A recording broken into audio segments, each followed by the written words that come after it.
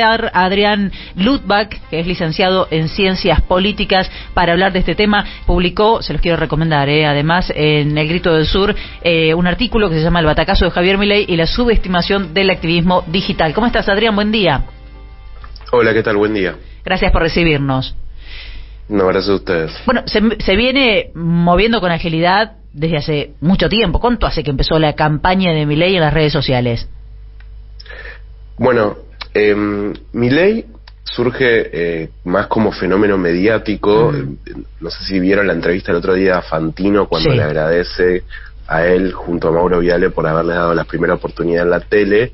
Pero bueno, cuando se empieza a generar el movimiento político libertario, en 2019, con la elección que hizo Spert a nivel nacional, fue una pequeña muestra, pero yo estudié más la campaña de 2021, cuando Milei fue candidato a diputado en la ciudad, y ahí ya existía una comunidad de activismo virtual. Yo lo empecé a notar sobre todo en TikTok, que TikTok fue una red social que creció mucho en la pandemia.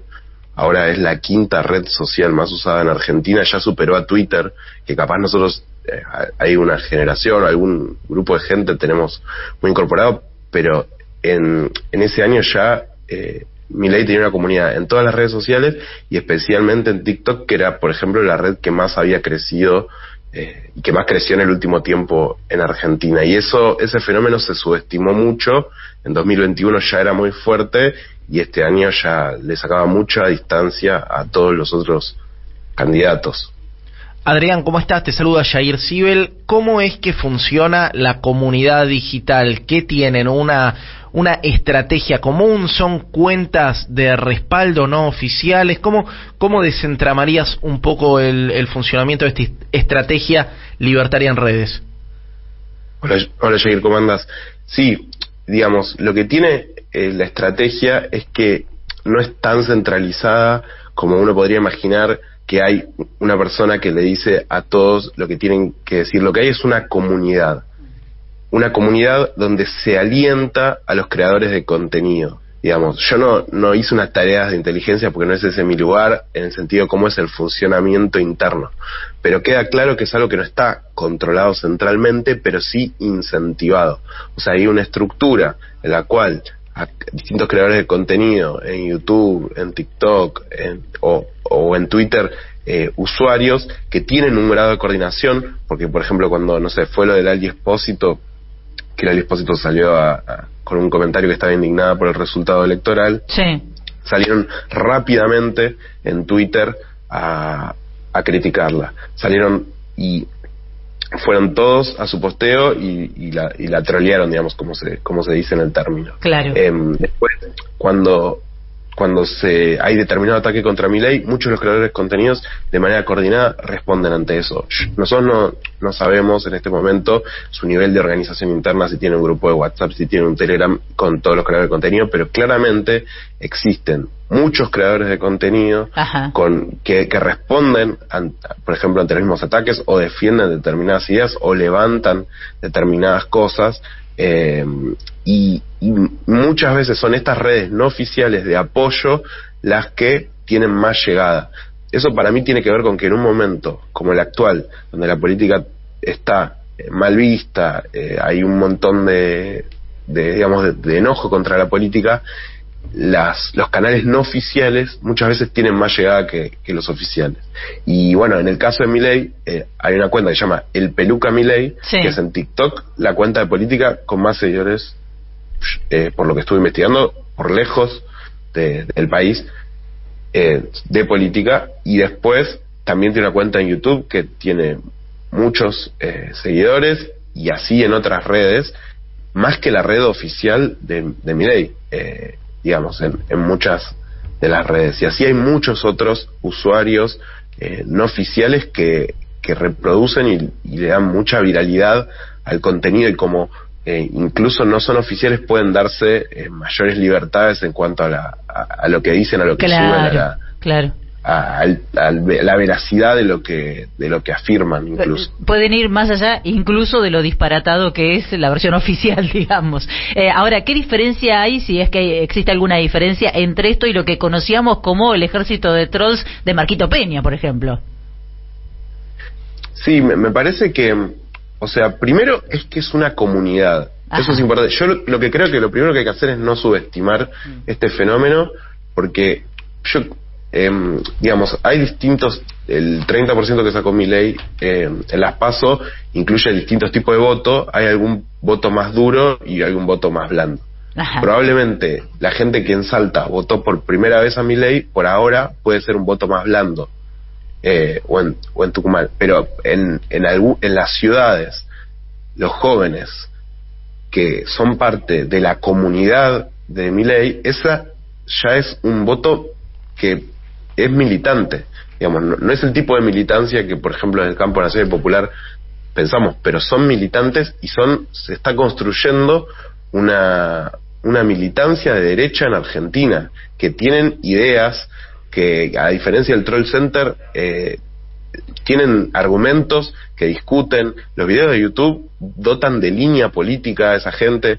En los posts, en los comentarios discuten acerca de la dolarización, de los vouchers. O sea, si bien muchas de esas propuestas nosotros sabemos o que son inviables o que son muy negativas, sí, hay una politización por derecha de una porción muy importante, y sobre todo de jóvenes y sobre todo varones. Está bueno lo que dice de que tenemos que asumir esto.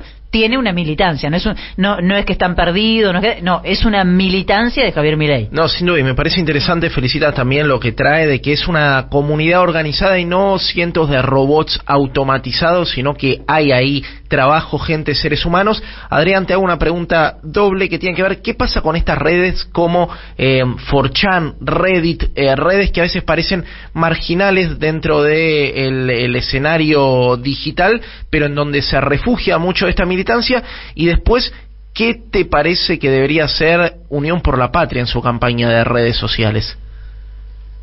Bueno, sobre esto de los memes es muy importante. Yo recomiendo, hay Juan Rocco, es un especialista en memes, que escribió un libro que se llama La democracia está en peligro, sí, y que analiza cómo en el caso de Estados Unidos y también algunas cosas que están pasando en Argentina, los memes tienen un lugar en la construcción de un discurso que pone en riesgo valores democráticos importantes. Y en Argentina, Reddit y 9gag es otra red social de memes. Reddit es más un foro, pero que hay muchos memes, y 9gag es una red social de memes. Esas redes están totalmente copadas por el discurso libertario, que son jóvenes de menos de 25 años en su mayoría, la mayoría también varones, que comparten y producen todo el tiempo memes que hablan a favor de Milei, que critican a Peronia, que construyen la línea libertaria, y que son espacios donde no hay discursos alternativos a ese, digamos. Han tomado una fuerza muy importante en esos espacios, las fuerzas libertarias, como que fueron el refugio de muchos jóvenes ante la crisis, ante la situación de la pandemia, y les dieron un sentido, y ahora es difícil, y son territorios muy hostil a discursos, por ejemplo, del campo nacional y popular, y en ese sentido, como decías la pregunta sobre lo que puede hacer Unión por la Patria, o sea, lo que tiene en contra, para mí, Unión por la Patria, es que parece no haber una estrategia organizada en ese sentido, pero tiene a favor que existe mucha militancia y activismo virtual silvestre, que banca al peronismo, que banca a Unión por la Patria. Hay muchos creadores de contenido, no tanto en TikTok, pero sí en Instagram, sí en Facebook, sí en Twitter. Lo que para mí tiene que hacer Unión por la Patria es tratar de coordinar eso. Coordinar no significa decirles a todos que tienen que decir lo mismo. Eso es lo importante de una comunidad. Una comunidad no es un ente cerrado en el cual tiene una dirección única. Es un sistema de de red, es un sistema mucho más caótico, pero en el cual se produce contenido, en el cual se dan, digamos, lugares de intercambio. Yo formé parte de la campaña de Juan Grabois y nosotros intentamos a una escala pequeña, y sabemos que fue una escala pequeña, hacer eso. Sí. La verdad es que si vos le das lugar a la creatividad popular, a la gente que produce contenido a favor de tu campaña y la pones en conexión y le das lugar, se potencia. Claro. Y salen cosas muy interesantes. Claro, claro. Estamos escuchando a Adrián Luttwak, licenciado en Ciencias Políticas. Me quedé con esto que vos marcás de la militancia, de no subestimar de que hay un grupo que efectivamente está convencido y lo discute, y lo defiende y lo milita a través de las redes sociales, y me parece que lo que no terminamos de desentrañar o de comprender son las bases de esa militancia, porque incluso a veces escuchándolo, muchas veces te encontrás con jóvenes que si no es en una universidad pública no podrían recibirse, no podrían estudiar, o si no fuera en salud pública no tendrían atención médica, y sin embargo te defienden a un candidato que pone en riesgo todo esto que estoy enumerando. ¿Cómo comprenderlo? O sea, para mí es fundamental la empatía, en el sentido de, para un joven que tiene 18 años, que vivió los últimos 8 años fueron años de mala situación económica, de deterioro del salario y de las condiciones de vida de la mayoría de la población, sí, que vivió la pandemia con todos los efectos psicológicos que tiene, sí, y ve la situación de la educación, que la verdad, si bien la educación pública es un valor muy importante, por distintas razones, de los salarios docentes, de la situación incluso de la salud mental de los profesores, la falta presupuestaria, etcétera, etcétera, no es lo mejor. Entonces, es difícil, es muy ideológico el debate de decirle, no, esto va a ser peor, porque venimos de 8 años muy, muy malos. Para mí el mayor problema es que a ese joven la única propuesta de cambio radical en una situación muy mala viene de la derecha y viene de una propuesta privatizadora y deshumanizante. Claro. Porque desde mi perspectiva, el sistema está mostrando claramente que no funciona. Por los últimos 8 años hay un problema estructural muy grande en Argentina. Tenemos 60% de pobreza infantil. El problema es que para la juventud y para la gente que está enojada y quiere cambiar, Milei no es solamente canaliza la frustración, genera la esperanza de un cambio. Y que de otro lado, de enfrente, no se le propone un cambio, claro, o no se le propone de manera creíble, o no le llega una propuesta de un cambio que sea a favor de las mayorías. Entonces, bueno, la propuesta de Milei, no hay que subestimar que canaliza el odio, genera esperanza en un montón de la población.